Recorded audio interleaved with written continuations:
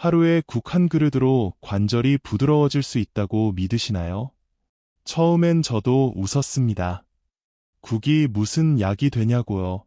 그런데 수십 년 동안 환자들을 보며 깨달았습니다. 약보다 꾸준한 따뜻함이 더 큰 힘을 냅니다. 콜라겐과 아미노산이 풍부한 국물은 관절 속 윤활유처럼 작용합니다. 몸이 따뜻해지면 혈류가 돌고 굳었던 무릎이 부드러워집니다. 그런데 요즘 사람들은 바쁩니다. 아침 국은 귀찮다고 건너뛰고 대신 약통을 챙깁니다. 웃기지만 몸은 약 이름보다 국 냄새를 더 잘 기억합니다. 설렁탕, 된장국, 미역국 같은 전통국들은 단순히 속을 데우는 음식이 아닙니다. 세월을 견디게 하는 생활의 지혜이자 몸이 스스로 회복할 수 있게 돕는 가장 따뜻한 처방입니다. 사람들이 잘 모르는 게 있습니다. 관절은 기계처럼 단단한 게 아니라 살아있는 조직입니다. 그래서 안에서 끊임없이 윤활액이 만들어져야 부드럽게 움직입니다. 그런데 윤활액이 제대로 나오려면 몸이 따뜻해야 합니다. 따뜻함이 혈류를 열고 영양을 관절까지 데려다 주죠. 추운 날에 무릎이 유난히 아픈 이유도 바로 여기에 있습니다. 피가 식으면 관절 속 윤활액이 굳어버립니다. 그래서 움직일 때 뚝뚝 소리가 나고 아침마다 몸이 뻣뻣해지는 겁니다. 그런데 웃기죠. 사람들은 엔진 오일이 얼면 차를 세우면서 자기 몸이 식는 건 그냥 넘깁니다. 몸은 오히려 더 섬세합니다. 국 한 그릇의 온기가 관절에 기름을 부어주는 셈이죠. 설렁탕의 콜라겐, 된장국의 미네랄, 미역국의 점성이 바로 그 역할을 합니다. 약으로만 채울 수 없는 걸 음식이 대신해줍니다. 그래서 저는 늘 말합니다. 몸은 따뜻함을 기억하고 약은 있습니다. 몸이 윤활이 부족하다고 말할 때는 생각보다 솔직합니다. 아침에 일어나면 무릎이 뻣뻣하고 앉았다 일어나면 관절이 딸깍 소리를 냅니다. 계단을 오를 때 무릎이 시큰하고 날이 흐리면 어깨가 당깁니다. 이런 증상들은 단순한 노화가 아니라 관절 속 윤활액이 줄어든 신호입니다.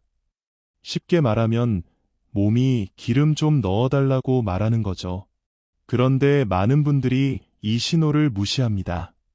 나이 들면 다 그렇지 하며 그냥 넘깁니다. 하지만 관절은 성격이 까다롭습니다. 무시하면 바로 삐집니다. 그래서 몸이 굳고 통증이 생기고 더 안 움직이게 됩니다. 웃기지만 관절은 게으름을 가장 싫어하는 부위입니다. 움직이지 않으면 삐걱대며 항의합니다. 그럴 때 따뜻한 국물 한 숟갈은 단순한 음식이 아니라 기름칠 시작의 신호가 됩니다. 몸은 먹은 걸로 바로 반응합니다. 따뜻한 걸 주면 부드러워지고 차가운 걸 주면 꽁꽁 얼어붙습니다. 그래서 나이 들수록 약보다 온기, 속보다 습관입니다. 몇 해 전 제가 진료하던 환자 중에 72살 할머니 한 분이 계셨습니다. 무릎이 시리고 손가락이 잘 안 펴진다고 하셨죠. 그런데 이상하게도 검사 결과는 나쁘지 않았습니다. 그래서 식습관을 물어봤습니다. 아침에 뭐 드세요? 할머니는 웃으며 대답했습니다. 요즘은 귀찮아서 빵이랑 커피로 때워요. 그 말을 듣고 저는 바로 처방을 바꿨습니다. 약이 아니라 국을 드시라고요. 처음엔 웃으시더니 다음 주부터 설렁탕을 끓여 먹기 시작하셨습니다. 한 달쯤 지나 다시 오셨을 때 할머니는 이렇게 말씀하셨습니다. 선생님, 신기하죠? 무릎이 덜 시려요. 약은 그대로인데요. 저는 웃었습니다. 약이 아니라 국이 바꿨네요. 사실 특별한 일도 아닙니다. 따뜻한 국물은 몸의 혈류를 깨우고 윤활액 생성을 돕습니다. 관절이 풀리고 근육이 이완되니까 통증이 줄어드는 겁니다. 할머니는 지금도 매일 아침 국을 드십니다.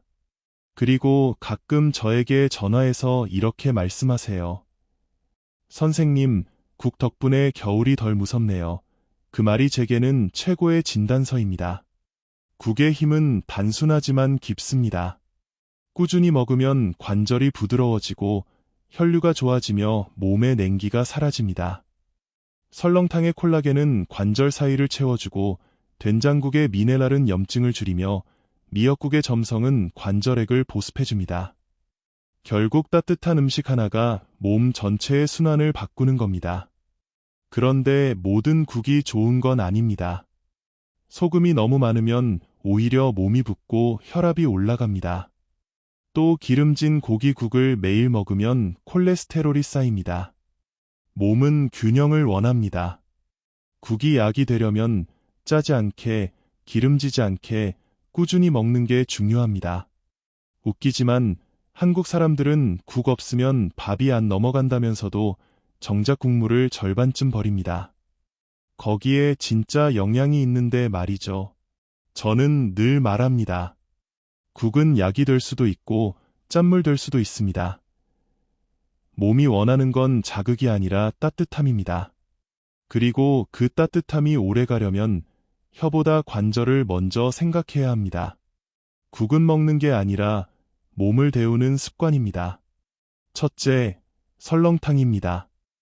오래 끓인 뼈국은 콜라겐과 칼슘이 풍부해서 관절 속을 부드럽게 채워줍니다. 단, 너무 진하게 먹지 말고 소금은 최소로 하세요. 맑게 끓인 설렁탕 한 그릇이 약보다 낫습니다. 아침 공복에 먹으면 몸이 서서히 풀립니다. 둘째, 된장국입니다. 된장은 단순한 양념이 아니라 발효된 건강식품입니다. 미네랄과 이소플라본이 많아 관절 염증을 완화시키고 근육 긴장을 풀어줍니다. 밥 한 숟갈에 된장국 한 숟갈, 그 리듬이 바로 몸이 좋아하는 음악입니다. 셋째, 미역국입니다. 미역은 칼슘, 요오드, 점성이 풍부해 관절의 마찰을 줄입니다. 특히 아침에 미역국을 먹으면 몸이 부드럽게 깨어납니다. 차가운 음료 대신 따뜻한 미역국 한 숟갈, 그게 진짜 몸을 깨우는 아침 인사입니다. 이 세 가지 국은 모두 한국 사람의 몸에 맞는 전통약입니다. 꾸준히 먹으면 윤활액이 늘고 몸이 덜 시리고 움직임이 부드러워집니다. 약처럼 일주일만 먹어서는 안 됩니다. 습관처럼 숨 쉬듯이 몸은 꾸준함을 기억하고 국은 그 꾸준함의 맛을 가르쳐줍니다. 결국 국은 단순한 음식이 아닙니다. 몸이 스스로 움직이게 돕는 가장 부드러운 처방입니다. 추운 날 따뜻한 국 한 그릇을 천천히 들이키면 혈관이 열리고 관절이 미끄러지듯 움직입니다. 약은 잊어도 온기는 몸이 기억합니다. 그래서 저는 늘 말합니다. 국은 영양이 아니라 습관이다. 꾸준히, 천천히, 따뜻하게. 그것만으로도 관절은 고마워합니다. 나이든 몸은 복잡한 걸 싫어합니다. 따뜻한 밥, 적당한 국, 느린 걸음. 그것이면 충분합니다. 인생도, 몸도 결국은 속도를 늦추는 법을 배우는 거니까요. 괜찮다고 느끼시면 살짝 저장해 두시거나 가족에게 전해주세요. 필요할 때 조용한 한마디가 큰 도움이 됩니다.